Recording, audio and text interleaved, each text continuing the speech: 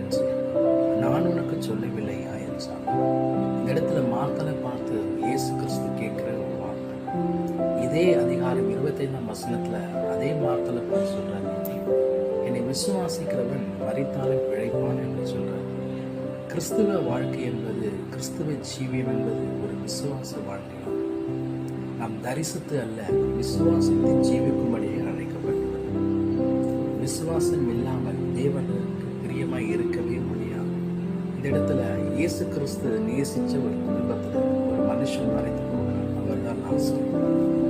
மறித்த 4 நாளுக்கு அப்புறம் இயேசு கிறிஸ்து அந்த இடத்திற்கு வந்து கண்ணீர் விடுறார். கண்ணீர் விட்டு மார்த்தாளை பார்த்து கேட்டு ஒரு வார்த்தை, நீ தேவனுடைய மகிமையை காண்பாய் என்று நான் உனக்கு சொல்லவில்லையா என்று சொல்றார்.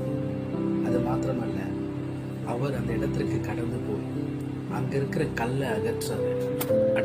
கல்லை அகற்றதுக்கு அப்புறம் லாசருவே வெளியே வா அப்படி என்று சொல்லி உரத்த சத்தமாய் கூப்பிடப்படும் போது மரித்த லாசரு உயிரோடு வெளியிலே வந்தான் என்று வேதம் சொல்லுகிறது.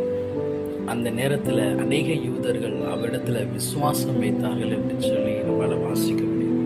இந்த நாட்களிலுமாய் கூட நம்முடைய வாழ்க்கையில சில காரியங்கள் காலதாமதமாகும்போது தேவனுடைய மகிமை வெளிப்படுவதை பார்க்க முடியும். நம்ம செய்ய வேண்டிய ஒரே விஷயம், நம்ம வாழ்க்கையில் இருக்கிற அந்த அவிசுவாசம் என்ற கல்லை நம்ம எடுத்து போட்டோம்னா தேவன் நம்முடைய உயிரடை செய்ய, நம்முடைய காரியங்களை உயிரடை செய்ய அவர் உண்மை உள்ள